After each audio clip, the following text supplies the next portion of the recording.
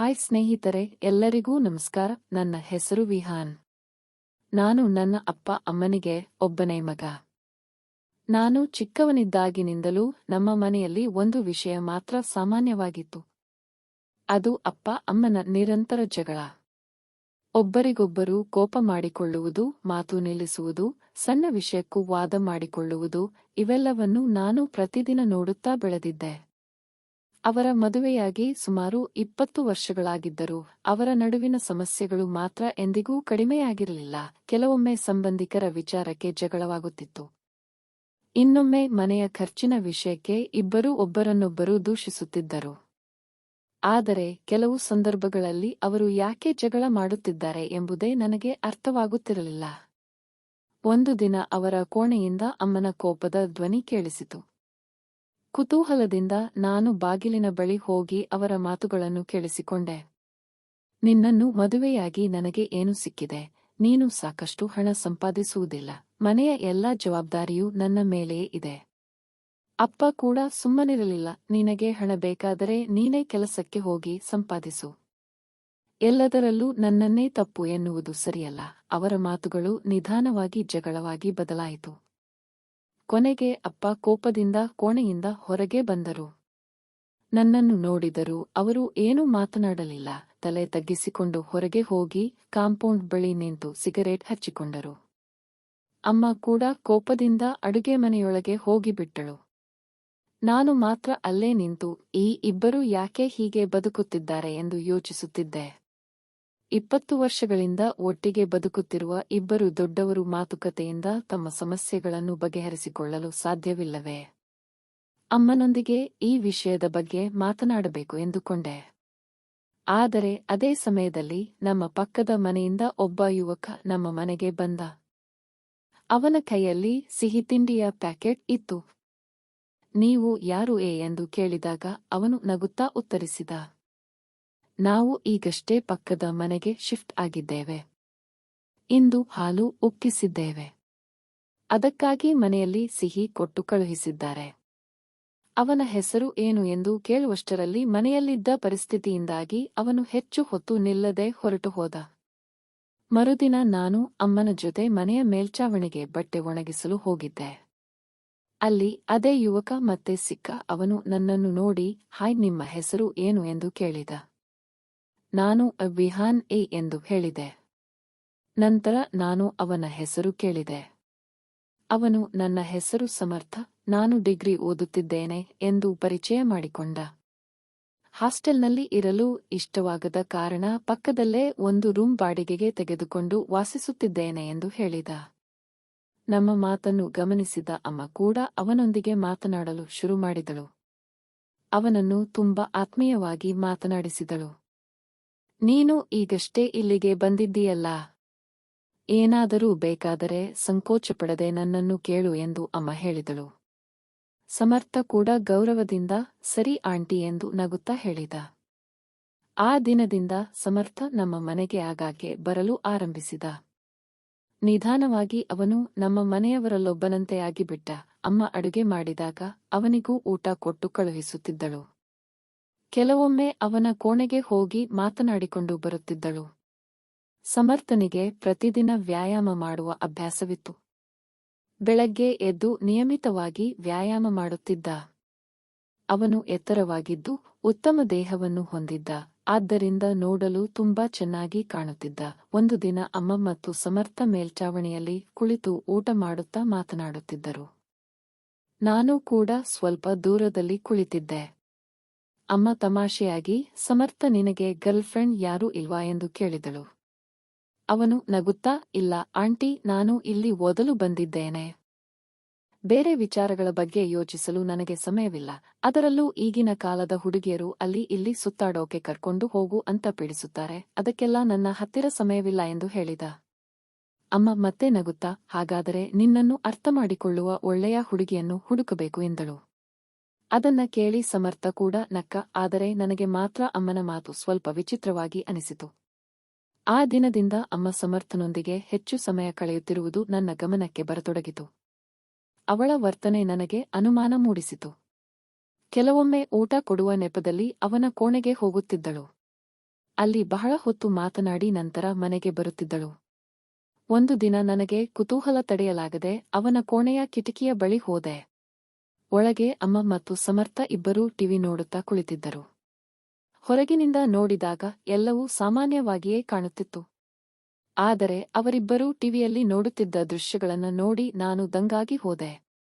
ಅವರಿಬ್ಬರ ನಡುವೆ ಏನೋ ಬದಲಾಗುತ್ತಿದೆ ಎಂಬ ಅನುಮಾನ ನನ್ನ ಮನಸ್ಸಿನಲ್ಲಿ ಉಳಿಯಿತು.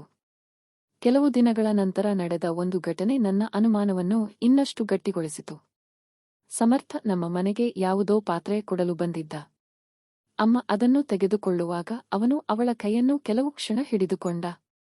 ಅದನ್ನು ನೋಡಿದ ನನಗೆ ತುಂಬಾ ಕೋಪ ಬಂತು. ಅಪ್ಪ ಮನೆಯಲ್ಲಿಲ್ಲದ ಸಮಯದಲ್ಲಿ ನಾನು ಅಮ್ಮನನ್ನು ನೇರವಾಗಿ ಪ್ರಶ್ನಿಸಿದೆ. ಅಮ್ಮ, ನೀನು ಏನು ಮಾಡುತ್ತಿದ್ದೀಯಾ? ಸಮರ್ಥ ನಿನ್ನ ಮಗನ ವಯಸ್ಸಿನವನು. ಅವನೊಂದಿಗೆ ಹೀಗೆ ವರ್ತಿಸುವುದು ಸರಿಯಲ್ಲ ಎಂದು ಹೇಳಿದೆ. ಅಮ್ಮ ನನ್ನತ್ತ ನೋಡಿ, ನೀನು ಅಂದುಕೊಳ್ಳುತ್ತಿರುವ ಹಾಗೇನೂ ಇಲ್ಲ, ಸಮರ್ಥ ಒಳ್ಳೆಯ ಹುಡುಗ ಎಂದು ಹೇಳಿ ವಿಷಯವನ್ನು ಮುಚ್ಚಿಹಾಕಲು ಪ್ರಯತ್ನಿಸಿದಳು. ಅಷ್ಟರಲ್ಲಿ ಸಮರ್ಥ ಕೂಡ ಮನೆಗೆ ಬಂದ.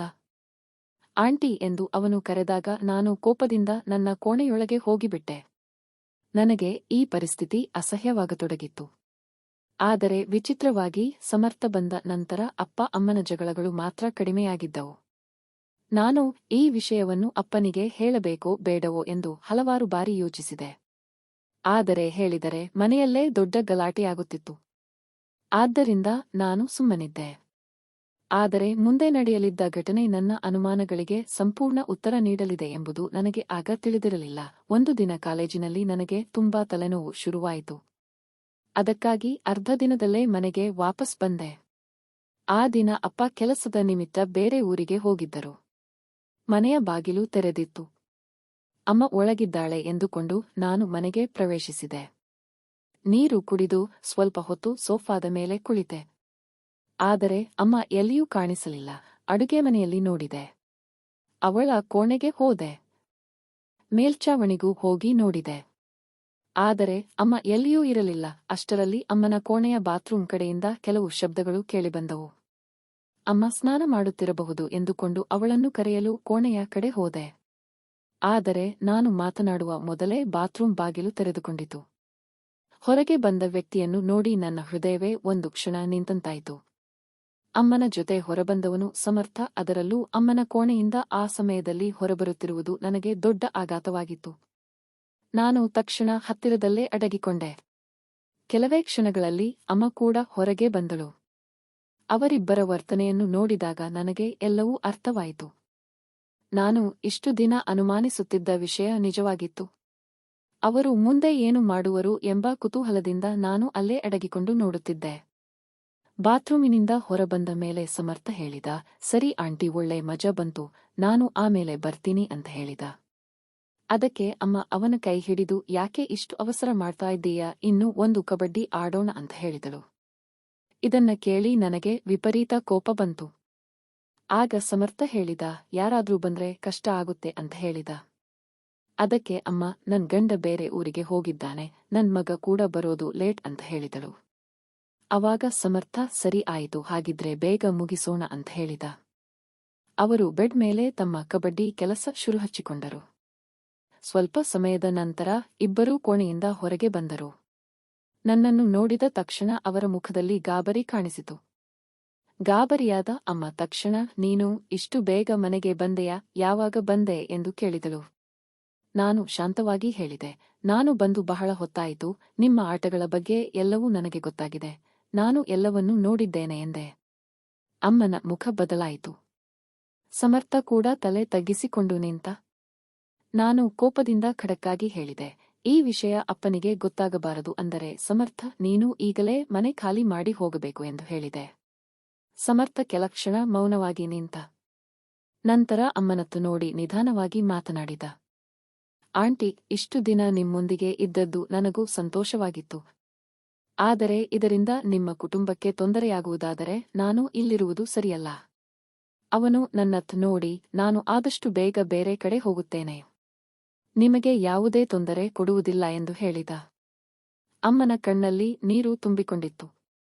ಆದರೆ ಸಮರ್ಥ ಅಲ್ಲಿಂದ ಹೊರಟು ಹೋದ. ಒಂದು ವಾರದೊಳಗೆ ಸಮರ್ಥ ತನ್ನ ರೂಮ್ ಖಾಲಿ ಮಾಡಿ ಬೇರೆಡೆಗೆ ಹೋಗಿಬಿಟ್ಟ. ಅವನು ಹೋಗುವ ದಿನ ಅಮ್ಮ ತುಂಬಾ ದುಃಖದಲ್ಲಿದ್ದಳು. ಆದರೆ ನನ್ನ ಮುಂದೆ ಏನನ್ನೂ ಹೇಳಲಿಲ್ಲ. ಅವನು ಹೋದ ನಂತರ ಅಮ್ಮನ ಸ್ವಭಾವವು ಸಂಪೂರ್ಣ ಬದಲಾಗಿತ್ತು. ಅವಳು ಮೊದಲಿನಂತೆ ಹೆಚ್ಚು ಮಾತನಾಡುತ್ತಿರಲಿಲ್ಲ. ಯಾವಾಗಲೂ ಸಪ್ಪಗೆ ಕುಳಿತುಕೊಂಡಿರುತ್ತಿದ್ದಳು. ಆದರೆ ಒಂದು ವಿಷಯ ಮಾತ್ರ ಬದಲಾಗಿತ್ತು. ಮನೆಯಲ್ಲಿ ಅಪ್ಪ ಅಮ್ಮನ ಜಗಳ ಬಹಳಷ್ಟು ಕಡಿಮೆಯಾಗಿತ್ತು. ಅಮ್ಮನ ಮನಸ್ಸಿನಲ್ಲಿ ಸಮರ್ಥನ ನೆನಪು ಇನ್ನೂ ಇದ್ದಿರಬಹುದು. ಆದರೆ ಆ ಸಂಬಂಧ ಮುಂದುವರಿದಿದ್ದರೆ ನಮ್ಮ ಕುಟುಂಬಕ್ಕೆ ದೊಡ್ಡ ಸಮಸ್ಯೆಯಾಗುತ್ತಿತ್ತು. ಆದ್ದರಿಂದ ನಾನು ತೆಗೆದುಕೊಂಡ ನಿರ್ಧಾರ ಕಠಿಣವಾಗಿದ್ದರೂ ನಮ್ಮ ಕುಟುಂಬವನ್ನು ಉಳಿಸಲು ಅದು ಅಗತ್ಯವಾಗಿತ್ತು. ಆ ದಿನ ನಾನು ಒಂದು ದೊಡ್ಡ ಪಾಠ ಕಲಿತೆ. ಕುಟುಂಬದಲ್ಲಿ ಎಷ್ಟೇ ಸಮಸ್ಯೆಗಳಿದ್ದರೂ ಹೊರಗಿನ ಸಂಬಂಧಗಳು ಅವುಗಳಿಗೆ ಪರಿಹಾರವಲ್ಲ. ಸಮಸ್ಯೆಯಿದ್ದರೆ ಕುಟುಂಬದವರೇ ಮಾತನಾಡಿ ಬಗೆಹರಿಸಿಕೊಳ್ಳಬೇಕು. ನಮ್ಮ ಕುಟುಂಬವೇ ನಮ್ಮ ಬಲ. ಅದನ್ನು ಕಳೆದುಕೊಂಡ ನಂತರ ಪಶ್ಚಾತ್ತಾಪಪಡುವುದಕ್ಕಿಂತ ಸಮಯಕ್ಕೆ ಸರಿಯಾದ ನಿರ್ಧಾರ ತೆಗೆದುಕೊಳ್ಳುವುದು ಉತ್ತಮ. ಗೆಳೆಯರೇ, ಇದೇ ನನ್ನ ಕತೆ. ಈ ಕತೆ ನಿಮಗೆ ಇಷ್ಟವಾಗಿದ್ದರೆ ದಯವಿಟ್ಟು ಲೈಕ್ ಮಾಡಿ ಮತ್ತು ನಮ್ಮ ಚಾನೆಲ್ ಅನ್ನು ಸಬ್ಸ್ಕ್ರೈಬ್ ಮಾಡಿ. ಧನ್ಯವಾದಗಳು.